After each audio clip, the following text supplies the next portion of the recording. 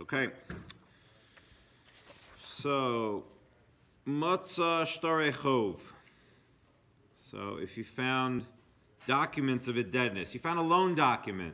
Somebody owns somebody money. Right? We've been talking about finding things that you wanted to keep, or finding things that, finding an animal, different things you might find, try to get. But you find a loan document. What do you do with it? So, Im yesh behen achrayos nechasim, if there isn't there property, mortgage property on the loan, meaning basically it says, you got to pay back this $10,000, and if not, then you can collect it from the property of the borrower. Lo yachzir, can't return it. Shebeis din nifroin mehen, because Beis Din will use this document to collect from this property, and therefore you're going to have a problem. Ein ben achrayas nechasim. However, if there's no indebtedness issue, so yachzir she'ein Beis Din nifroin mehen. So you can return that because Beis Din will not collect from him. Divrei Meir. What's going on here exactly? Basically, it says that Ruvain owes Shimon $10,000. And it says that, if Ruvain doesn't pay back by a certain time, so then Shimon can collect from Ruvain's field. So we're talking about a case, so who do you give it back to? You can't give it back to Shimon. Maybe Ruvain paid back already, and then the document got lost or whatever. So now he's going to go back and collect another $10,000 from him. Let's say Ruvain says, I haven't paid back. I haven't paid back.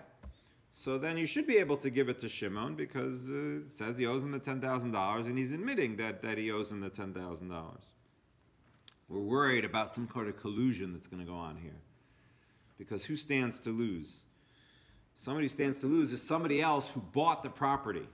Right? Buys the property that the document is a sort of a mortgage to, and now he wants to use the property.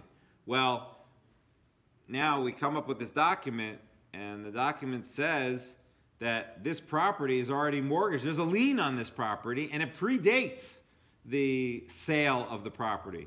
Right? That's why you get a lawyer to come in and make sure that a property that you buy is free of all liens or whatever. Because if you buy it and then it's owed to somebody else, you're out.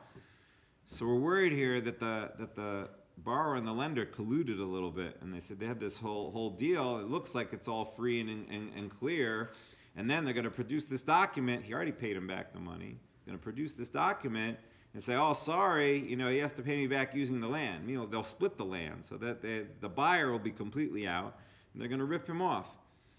However, if the loan doesn't say anything required to the property and he admits he still owes the money, okay, so then return it to the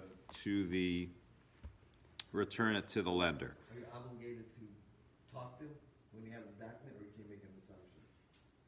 In other words, since there's a possibility of collusion, right? Right. Wouldn't you put yourself in a certain sort of danger, not necessarily physical danger, but put yourself under undue pressure by informing him? In other words, I know there's a lot in the Shulchan Aruch that if I loan somebody some money and they pay it back, I got to hold on to it. It's my obligation to hold on to it. It's actually a vera, says but if I don't hold on to it, right? But in this case that you're talking about, because there's a possibility of collusion over there, in that last case you brought down, would you think he would be obligated even to approach the other guy and say, hey, did you really pay him back?